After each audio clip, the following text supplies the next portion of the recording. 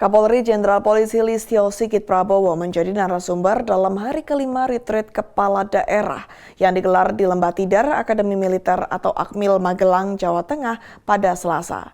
Dalam kesempatan tersebut, ia membawakan materi yang berfokus pada keamanan, hukum, serta upaya pencegahan korupsi di pemerintahan daerah.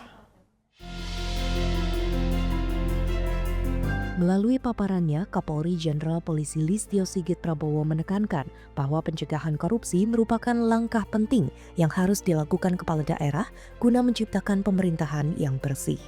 Upaya ini juga mendukung pertumbuhan ekonomi serta meningkatkan kesejahteraan rakyat. Menurutnya, dengan penerapan strategi yang tepat, pencegahan korupsi dapat dilakukan secara optimal sebagai bagian dari dukungan terhadap program pemerintah dan pembangunan daerah. Hari ini, malam ini, kami bersama Ketua KPK, Jaksa Agung, BPKP, memberikan materi terkait dengan masalah pencegahan korupsi. Di satu sisi juga proses-proses yang bisa kita berikan untuk memberikan pendampingan sehingga pencegahan terjadinya korupsi itu betul-betul bisa dilakukan secara optimal, sekaligus juga dukungan kita untuk mendorong pertumbuhan ekonomi yang ada di daerah dan juga mendorong program-program yang menjadi program pemerintah.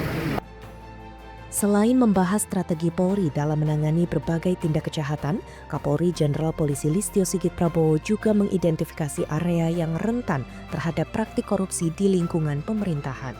Ia memberikan rekomendasi kepada para kepala daerah mengenai langkah-langkah yang dapat diterapkan guna menghindari pelanggaran hukum di sektor tersebut. Sebagai bentuk komitmen dalam pemberantasan korupsi, Kapolri Jenderal Polisi Listio Sigit Prabowo membuka ruang konsultasi bagi para kepala daerah yang menghadapi kendala terkait aspek hukum dan keamanan. Ia bahkan membagikan nomor telepon pribadinya agar mereka dapat langsung berkomunikasi jika membutuhkan bantuan atau pendampingan dalam menangani persoalan hukum di wilayahnya. Retreat Kepala Daerah gelombang pertama ini berlangsung selama 7 hari yang dilaksanakan hingga 28 Februari mendatang. Dari total 503 kepala daerah yang terdaftar sebagai peserta, sebanyak 493 orang hadir dalam kegiatan tersebut.